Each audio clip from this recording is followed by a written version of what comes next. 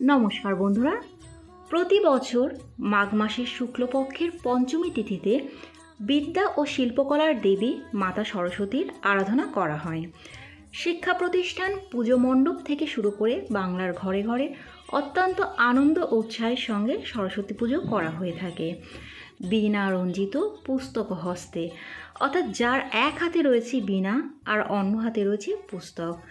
মাঘ মাসের শুক্লপক্ষের পঞ্চমী তিথিতে সরস্বতী পুজো করা হয়ে থাকে বলে এই দিনটিকে বসন্ত পঞ্চমী বা শ্রী পঞ্চমীও বলা হয়ে থাকে।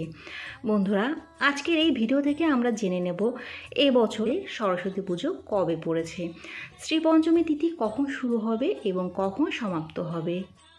এছাড়াও আজকের এই ভিডিও থেকে আপনারা জানতে পারবেন সরস্বতী পুজোর সঙ্গে যে বিষয়টি বিশেষভাবে আলোচিত তা হলো সরস্বতী পুজোর আগে কুল বা বড়ই খাওয়া হয় না কেন।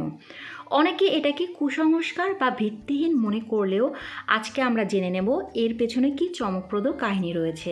তাই বন্ধুরা, ভিডিওটা স্কিপ না করে প্রথম থেকে শেষ পর্যন্ত দেখার অনুরোধ রইল। এবছর সরস্বতী পুজো পড়েছে ইংরাজির ৩রা ফেব্রুয়ারি ২০২৫ সাল, বাংলার ২০ মাঘ ১৪৩১ বঙ্গাব্দ সোমবার।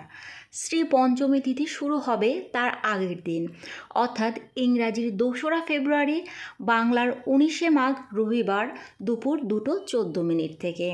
শ্রী পঞ্চমী তিথি থাকবে ইংরাজির ৩রা ফেব্রুয়ারি, বাংলার ২০ মাঘ সোমবার সকাল ৯:৫৭ পর্যন্ত। সরস্বতী পুজো করার সবথেকে শুভ সময় থাকছে ইংরাজি ৩রা ফেব্রুয়ারি, বাংলার ২০ মাঘ সোমবার সূর্যোদয়ের পর থেকে সকাল ৯:৫৭ পর্যন্ত। যেসব ছোট শিশুরা হাতে খড়ি দেবেন তারা উপবাস থেকে এই সরস্বতী পুজোর শুভ সময়ের মধ্যে হাতে খড়ি দিয়ে দেবেন।